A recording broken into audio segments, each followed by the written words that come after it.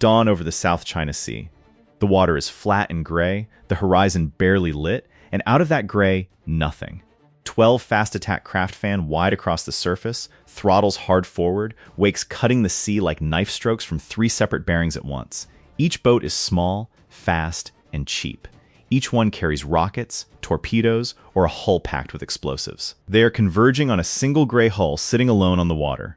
One Arleigh Burke-class destroyer, roughly 500 feet of American engineering, 8,000 tons, a crew of roughly 300. The math looks terrible for the destroyer. 12 against 1, closing from multiple vectors simultaneously. This is the classic small boat saturation problem. The idea that you can overwhelm a sophisticated warship, not with a matching warship, but with sheer volume of cheap, fast, expendable targets moving faster than any single defensive system can handle alone. Here's the thing about that math. It is wrong. Over the next 20 minutes, we are going to walk through exactly why, layer by layer, range ring by range ring, second by second. Because understanding how one hull actually beats a swarm tells you something fundamental about how naval power works in the Pacific right now. Let's set the scene precisely, because the details matter. The Arleigh Burke is operating in the South China Sea, one of the most contested bodies of water on the planet. Roughly 3.5 million square kilometers of ocean that China claims almost entirely as sovereign territory, that the United States insists is international waters, and that both sides have been maneuvering around for decades. The destroyer in this scenario is not traveling in a carrier strike group. It is conducting a freedom of navigation operation, a deliberate, solo transit through contested waters to assert international maritime law. One hull. No nearby air cover within immediate range. No surface escorts. Against it, 12 fast attack craft. These are the kind of boats that have defined asymmetric naval warfare for a generation. Think Iranian Revolutionary Guard tactics in the Persian Gulf, scaled up and refined. Small enough to be hard radar contacts, fast enough to reach attack range in minutes, cheap enough that losing 1 or 2 in the approach doesn't change the calculus for whoever sent them. A boat like this might cost $2 to $3 million. The munitions it carries, a fraction of that. The swarm commander's logic is straightforward and proven. Force the defender to make decisions faster than the defensive system can process them. 12 simultaneous contacts from 3 bearings means the crew has to prioritize, and prioritization under time pressure is where mistakes happen. Come in fast enough from enough angles and something gets through. What the swarm commander is counting on is that the destroyer's defensive systems are fundamentally sequential, that it can only handle so many threats at once, that it has finite missiles, finite gun rounds, finite reaction time. What the swarm commander may not have fully accounted for is that the Arleigh Burke was designed specifically for this problem, not as an afterthought, as its entire reason for existing. The engagement begins, and this is critical, not when the boats get close. It begins when the destroyer's AN/SPY-1D radar first touches them. That happens at roughly 30 to 40 nautical miles in open water. The boats are still more than an hour from attack range at their best speed. The crew already knows they are coming. The SPY-1D is not a rotating dish that sweeps the horizon and updates once every few seconds. It is a fixed phased array system built into 4 faces of the ship's superstructure, providing simultaneous 360-degree coverage continuously. It does not blink. It does not have a scan cycle gap that a fast contact can slip through. The moment those 12 boats turn toward the destroyer and push their throttles forward, the radar has them painted. What the Aegis Combat System does next is the part that most descriptions of naval defense miss. It does not simply detect the contacts and pass them to a human operator to sort out. The system itself begins building a track file on each contact, correlating radar returns, classifying contact type, calculating speed, heading, estimated time to weapons release range, threat priority. By the time the officer of the deck and the Combat Information Center team are looking at their screens, the system has already begun sorting the swarm. The CIC crew has something else working for them. Roughly 40 miles out, positioned ahead of the destroyer on a patrol vector. The ship's embarked MH-60R Seahawk helicopter has been airborne since before dawn. The Seahawk is not there by accident. It is a forward picket. Its sensors reach out ahead and to the flanks, building a picture of the surface environment that the ship's own radar, sitting low on the water, cannot always resolve cleanly at long range. Here's what most people don't think about when they imagine this engagement. The destroyer's crew already knows the swarm is coming before it becomes an emergency. The commanding officer's question is not, what is happening? It is, how do I solve this efficiently without wasting ordnance I cannot replace at sea? Put yourself in that position. 12 contacts inbound, closing at 40+ knots. You have interceptors that cost well over $1 million each. You have gun rounds that cost a fraction of that. And you have the inner wall of Phalanx that costs almost nothing per burst but only reaches out to about 2,000 yards. The decision about when to engage and with what is not just tactical. It is economic. It is strategic. And you have to make it correctly while the boats are still miles out and still, technically, not firing. This is where the layered defense concept stops being an abstract diagram and becomes a concrete sequence of decisions. The outermost layer is the SM-6 interceptor. Standard Missile 6. Range. Well over 100 nautical miles in the anti-air role, and in the anti-surface role recently demonstrated against surface targets at ranges that would have seemed remarkable a decade ago. The SM-6 is what the destroyer reaches for when the threat is far enough out and lethal enough to justify the cost. In a swarm scenario, you don't spend SM-6 on every fast attack boat. These missiles run around $4 million per round. But the SM-6 is your opening argument. It is the system that says, we can touch you before you think you are in danger. The 5-inch MiG-45 gun is the second layer. Effective surface range out to roughly 13 nautical miles. Rate of fire up to 20 rounds per minute with a skilled crew. A 5-inch round costs a few $1,000s. Against a fast attack boat, it does not need a direct hit to be lethal. The fragmentation pattern from a proximity-fused round over a small surface craft is devastating. The gun can engage multiple targets by shifting fire. A skilled fire control team walks rounds across the swarm while the Aegis system continuously updates firing solutions. This is the layer that begins systematically reducing the number of boats before they reach close range. Here is the thing about the swarm at this point. It started as 12 boats, and the boats on the flanking approaches are now being engaged while still miles from weapons release range. Several have been struck. Several more have turned or slowed, their crews understanding that the range rings they expected to close through uncontested are not uncontested. The swarm is compressing. The boats that pushed hardest and fastest are now leading alone, separated from the others. That compression is not an accident. It is what layered defense does. It peels the swarm apart from the outside in, so the defender never has to solve the whole problem simultaneously. The boats are still coming. That is the honest part. Not all of them turn. Some are guided by operators willing to push all the way in, regardless of losses. That is the nature of this kind of warfare. The boats are cheap, and the people running them may have been told that acceptable losses are total losses. And here is where the scenario bends in a way that the clean diagram does not always show. At roughly 10 to 12 miles out, several of the lead boats begin firing. Rockets, anti-ship missiles of smaller caliber, whatever their loadout allows. The engagement has shifted from the destroyer, hunting the swarm, to the destroyer, simultaneously hunting and being hunted. Now the Aegis system is managing two problem sets at once, inbound boats and inbound munitions from those boats. The CIC team's workload spikes. The Combat Information Center is tracking surface contacts and incoming projectiles simultaneously, assigning intercepts, confirming weapons free authorizations. This is the moment the system was designed for. This is also the moment where crew training either holds or it doesn't. At this range, 8 to 10 miles, the MiG-38 Mod 2 chain gun comes online. 25mm automatic cannon, capable of engaging fast surface targets with precision fire, slave to a fire control system that tracks and leads moving targets automatically. The MiG-38 is not glamorous. It does not appear in many recruitment posters. But in a swarm engagement at middle distance, it is a critical instrument. It can prosecute multiple surface contacts rapidly without consuming the ship's primary missile magazine. Two of these systems on the destroyer, positioned for port and starboard arcs, are now walking fire across the closest boats. At the same time, .50 caliber M2 HB machine guns manned by sailors on the weather deck are providing suppressive fire against any boat that gets close enough. These are manual systems, a human being behind a gun, tracking and firing. In a real engagement, these crews are exposed. That is not a small thing. The men and women on those gun mounts are on the exterior of the ship, in the open, while incoming fire is landing in the water around them.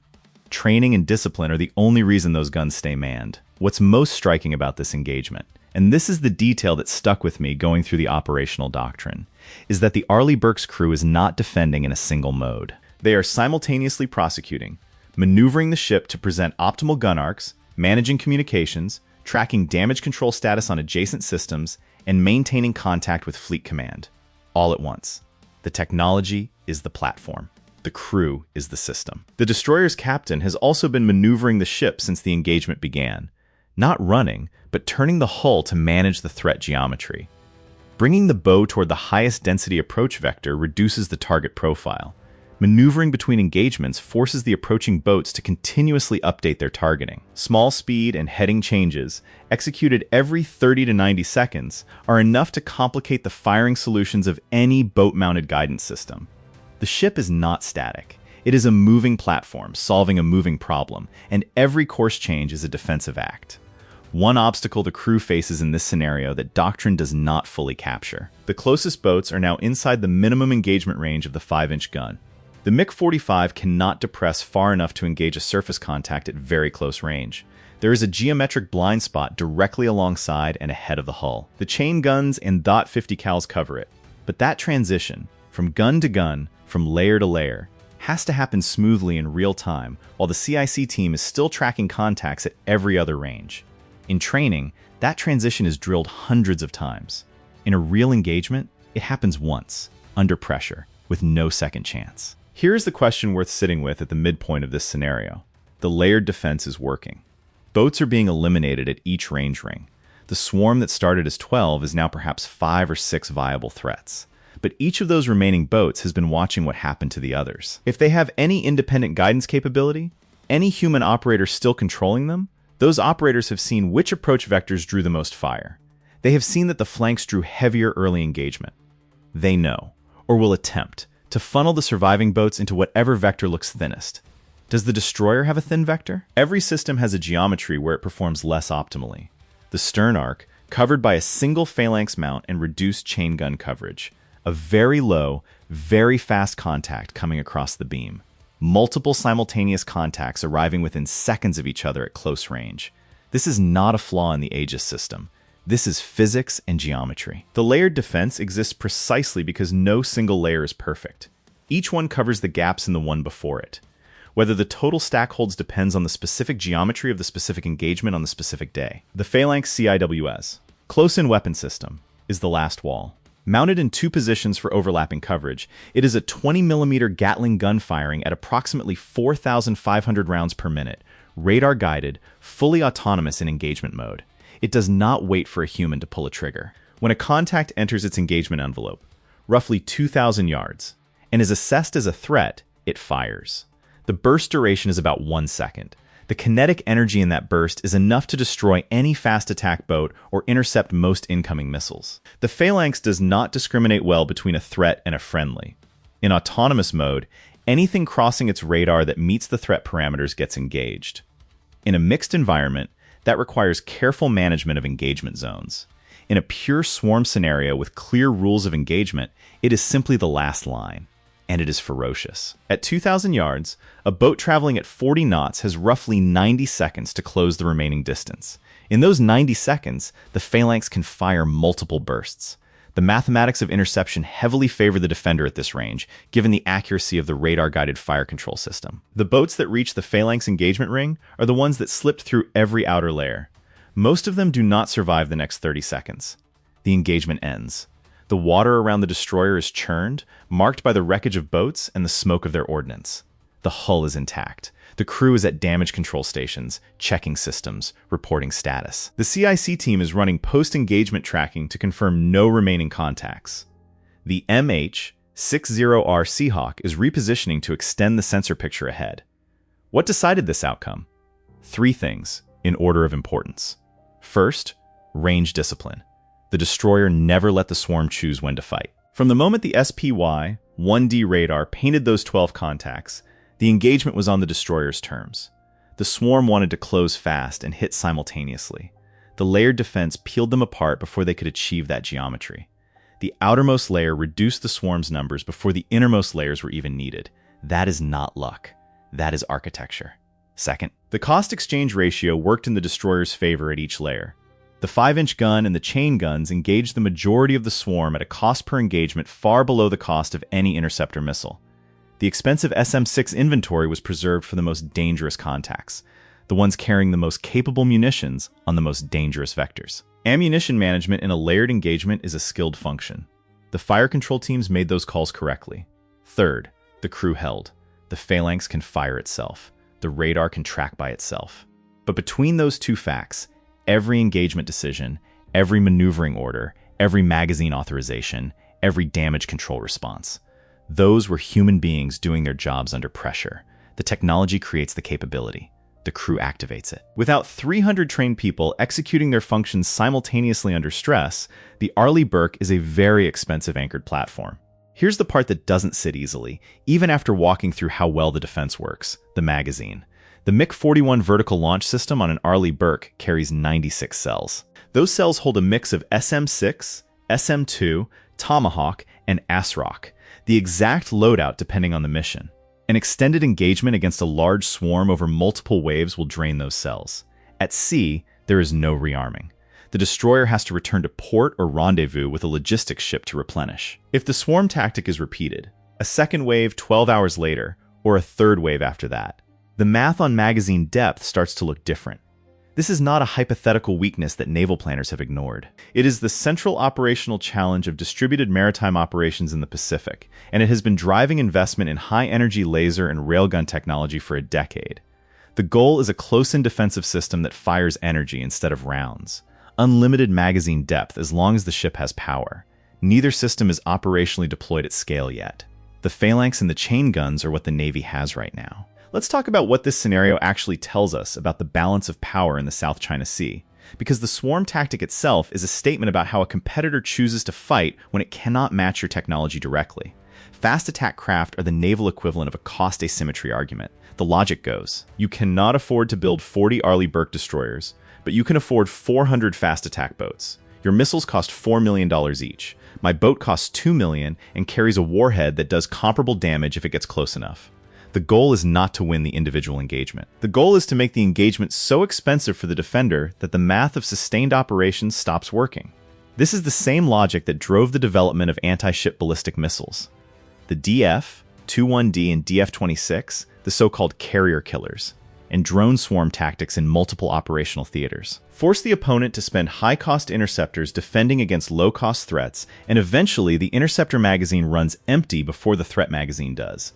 Here's the take most Western analysis undersells. The fast attack swarm doctrine is more strategically sophisticated than it looks. It does not need to sink the destroyer to succeed. It needs to force the destroyer out of the operational area, exhaust its defensive inventory, or make the commanding officer hesitate about whether the mission is worth the expenditure. Any of those outcomes changes the strategic equation. Most people assume that because the defense wins the individual engagement cleanly, the swarm tactic fails. The evidence doesn't necessarily support that conclusion at the campaign level. The United States Navy's answer to that argument has been to accept the asymmetric cost challenge and invest in systems that reduce the per-engagement cost. The MiG-38 chain gun, the CRAM, the Phalanx upgrade programs, while simultaneously developing directed energy weapons and hypersonic interceptors that change the economics entirely. The doctrine also leans on distributed lethality. Instead of one high-value hull absorbing a swarm, disperse the fleet into multiple smaller, mutually supporting units that can cover each other's gaps. Distributed lethality requires enough hulls to distribute, though. The United States Navy currently operates roughly 90 surface combatants. The demands on those hulls, from the Pacific to the Atlantic to the Persian Gulf to ongoing freedom of navigation commitments, are constant and expanding. The gap between operational commitments and available hulls is a structural tension that no amount of technological sophistication fully resolves. What strikes me about the swarm problem specifically is that it is not really a technology problem at its core. Both sides understand the technology. The swarm tactic exists because one side made a calculated decision that volume and expendability can defeat quality and cost at scale. The response to that calculation is not just better missiles. It is a strategic argument about whether the defender can sustain the cost of the defense across multiple engagements over time. That is a budget question as much as it is a military question, and it gets resolved in procurement offices and congressional hearings as much as it does on the South China Sea. Going through multiple years of unclassified Naval Institute proceedings and Congressional Research Service reports on surface warfare to put this breakdown together, one phrase kept coming back in the doctrine: hold at risk. The Arleigh Burke doesn't just defend. It holds every approaching contact at risk from the moment radar paints it. That risk management starts at 30 miles out and never stops. Every layer adds to the picture of what the defender can touch and when. The swarm commander watching that engagement unfold in real time is not watching a ship fight for its life. The swarm commander is watching a system methodically eliminate his investment at ranges he did not expect to lose contacts at. That psychological dimension matters. The fast attack swarm is partly a kinetic argument and partly a psychological one. The pressure of simultaneous approaches from multiple vectors is designed to create decision paralysis in the defending crew. The Aegis Combat System's automation, the pre-planned engagement doctrine, the training that puts the crew through simulated swarm engagements hundreds of times before they ever face a real one. All of it is designed to remove the psychological dimension from the equation. The crew does not have to think about what to do when 12 boats appear on the radar. They have done this in simulations so many times that the correct response is almost reflexive. Doctrine replaces panic. Training replaces improvisation. And here's the open question this whole scenario leaves sitting on the table. A real one, worth arguing about. When the boats are cheap and disposable, and your interceptors are not, do you engage every contact as early as possible and accept the cost exchange? Or do you hold fire on the outer layers and trust your inner defense to handle whatever gets through, preserving the expensive magazine for a second wave? Engaging early is expensive. Every SM-6 spent on a fast attack boat is a $4 million answer to a $2 million question. But holding fire lets the swarm compress, lets more boats reach closer range, and puts more pressure on the inner layers that are harder to sustain under saturation. Both choices carry a real cost. The Navy's doctrine leans toward engaging early with the cheapest appropriate system, gun before missile whenever geometry allows. But the specific geometry of the specific engagement on the specific day may not always allow it. Comment below how you would fight it before we walk through the next scenario. We read every single one, and the tactical arguments in this community are genuinely worth having. Here's what this scenario ultimately comes down to. One Arleigh Burke-class destroyer holding against 12 fast attack craft in the South China Sea using 4 discrete defensive layers. The SPY, 1D radar, and SM-6 at the outer ring. The MiG-45 gun in the middle band. The MiG-38 chain guns and .50 caliber mounts at close range, and the Phalanx CIWS as the final wall.